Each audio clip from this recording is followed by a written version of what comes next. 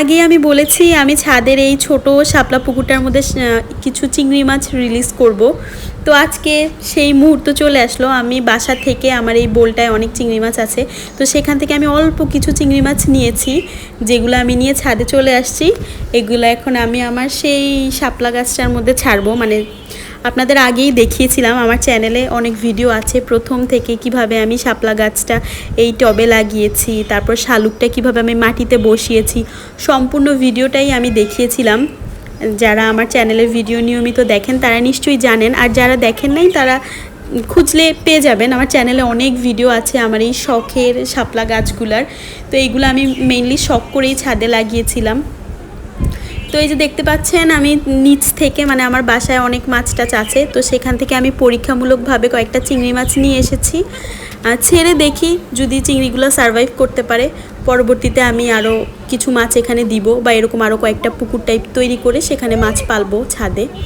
তো ছাদে তো প্রচুর বৃষ্টি হয়, আবার গরমে রোদ উঠলে অনেক গরম হয়, চিংড়ি মাছগুলো সারভাইভ করবে কিনা সেটাও বুঝতেছিলাম না।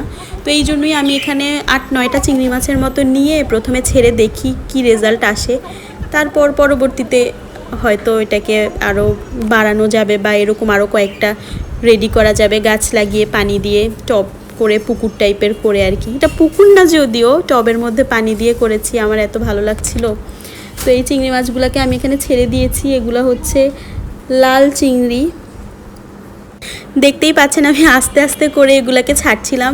এগুলা মনে হয় এই জায়গায় যেতে পেরে খুবই খুশি। দেখেন কি সুন্দর হেঁটে হেঁটে পানির নিচে চলে যাচ্ছিল। আর চিংড়ি মাছগুলো আমি আর খুঁজেই পাচ্ছিলাম না, যেহেতু সংখ্যায় কম আর নিচে অনেক গাছপালা একদম শ্যাওলা জমে আছে পানিটার মধ্যে।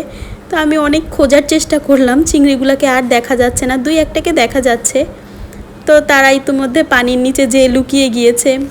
আর কিছু কিছু চিংড়ি মাছ তো পুরো টপটার আশেপাশে ঘুরে ঘুরে দেখছিল পানির নিচে। ভালোই লাগছিল দেখতে, তবে মানে খুব একটা দেখা যাচ্ছিল না, 2-1টা দেখতে পাচ্ছিলাম।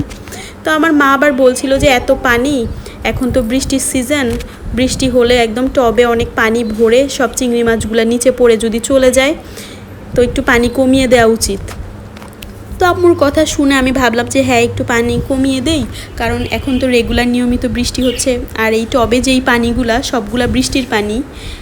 মানে টবটা দেখতে হয়তো ভেতরটা কেমন যেন কালো কালো লাগছে, কিন্তু পানিগুলো এত ক্লিন, আপনারা দেখতেই পাচ্ছেন।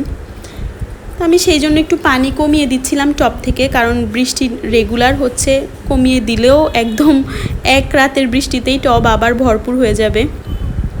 এই যে দেখতেই পাচ্ছেন ফাইনালি আমি সব মাছ রিলিজ করে টবটা পানি কমিয়ে দিয়েছি। তো আজকের মতো এখানেই বিদায় নিলাম, দেখা হবে অন্য কোনো ভিডিওতে।